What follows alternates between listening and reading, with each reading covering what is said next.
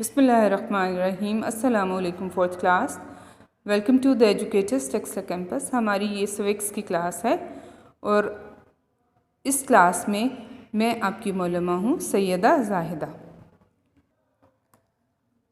آپ سب جانتے ہیں کہ ہم اپنی اس جماعت میں مضمون سوکس میں ایک عنوان پڑھ رہے ہیں، عظیم رہنما ہمارے۔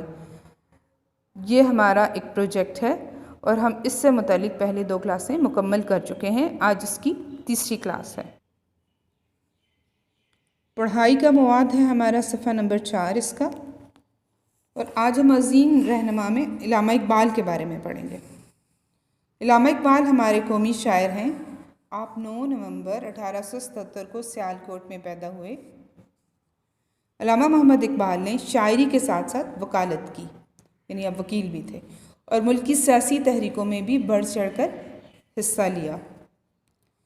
30 دسمبر 1930 میں الہ آباد کے مقام پر ایک جلسہ منعقد ہوا، جس کی صدارت علامہ محمد اقبال نے کی۔ اس جلسے میں علامہ اقبال نے مسلمانوں کے لیے ایک الگ ریاست قائم کرنے کا تصور پیش کیا۔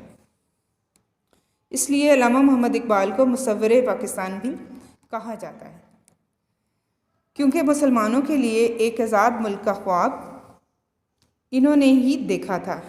یہی تصور بعد میں پاکستان کے قیام کی بنیاد بنا، یعنی علامہ اقبال پہلے مفکر ہیں جنہوں نے سوچا کہ مسلمانوں کے لیے ایک علیحدہ وطن ہونا چاہیے۔ 1930 کے جلسہ الہ آباد میں انہوں نے اس بات کا اعلان بھی کیا۔ قائد اعظم کی طرح علامہ اقبال بھی یہ چاہتے تھے کہ برصغیر کے مسلمان غلامی سے نجات حاصل کریں۔ اس کے لیے مسلمانوں کو